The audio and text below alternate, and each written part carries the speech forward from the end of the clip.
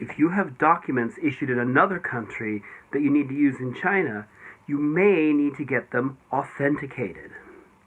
This comes up especially often in applications for long-term visas, such as work visas, but can also occur in other contexts, such as business documents or even international adoption.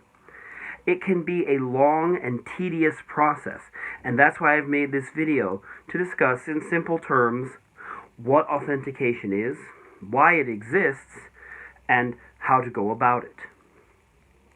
First of all, what is authentication?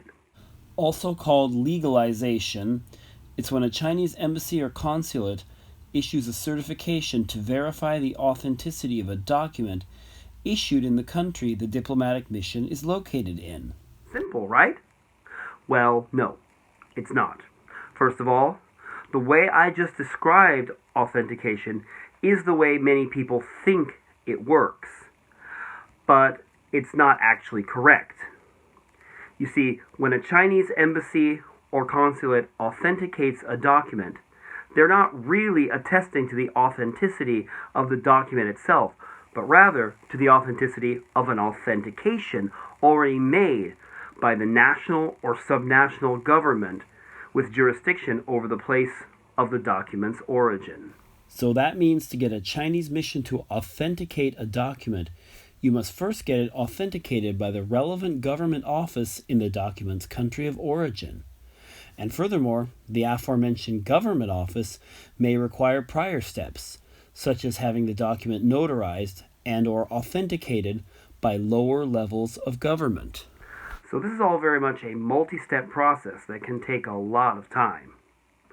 So now that you're duly annoyed to hear how involved this process is, you may be wondering to yourself, why?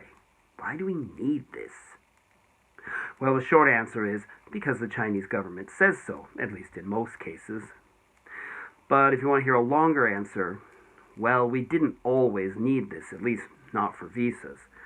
When I first came to China in 2008, I didn't need to authenticate any documents to get a work visa.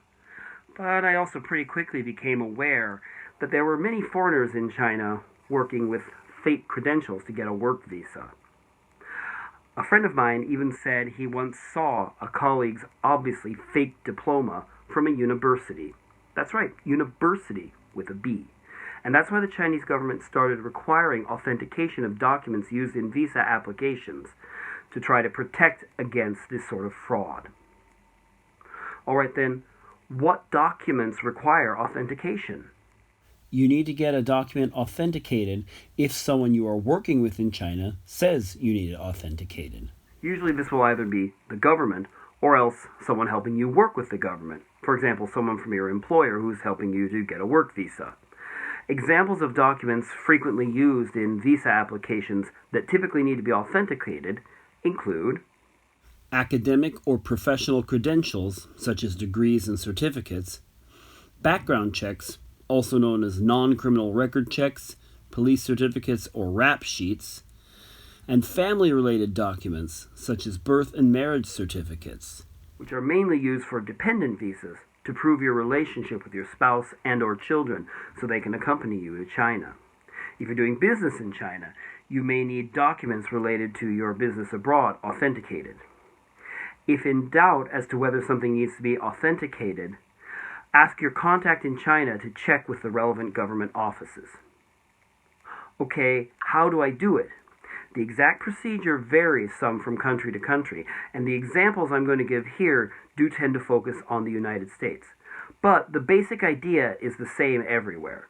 As I said, the Chinese mission authenticates an authentication already issued by the government with jurisdiction over the document's place of origin, usually the national government, but sometimes a lower government such as a U.S. state government. So you're going to first have to hunt down how to get the authentication from the government with jurisdiction over the document's place of origin. In the United States, the Chinese embassy in Washington, D.C. authenticates documents already authenticated by the U.S. State Department, whereas the Chinese consulates in the United States authenticate documents already authenticated by various state governments. If you're in another country, check to see what government office must authenticate your document before the Chinese embassy or consulate will. In Canada, it's fairly similar to in the States, with the embassy and consulates in Canada authenticating documents already authenticated by either the federal government or the appropriate provincial government. In the UK, you need your document first authenticated by the government's Legalization Office, which is under the Foreign, Commonwealth and Development Office. Once you've found the government office that needs to authenticate your document before the Chinese mission does, it's time to figure out what's needed for that government office in question to actually authenticate your document. In some cases, it'll be as simple as just applying straight to that office, particularly if the document was issued by that same level of government. For example, the U.S. State Department Office of Authentications can directly authenticate a document issued by an agency of the U.S. government. But other times it must be notarized first, and possibly also authenticated by a lower level of government. For example, in New York State and some other states, a notarized document must be authenticated by the county before the state will authenticate it. Procedures vary greatly, so you may simply need to contact the office in question to ask them exactly what procedures you need to follow in order to get their authentication. Once you have the authentication that the Chinese embassy or consulate will recognize, you can have them authenticate your document, and then it's usable in China. So that's a basic overview of authentication and how it works. To really understand it, though, you might need a step-by-step set of instructions. And that will be coming in a separate video that discusses the steps that you need to take, exactly what steps and in what order, to get your document authenticated in the United States, which is the country where I understand it the best, though a lot of the principles will apply elsewhere. And if you don't want to miss that video, this would be a great time to like this video and subscribe to my channel. Thanks so much for watching. See you all next time. Bye!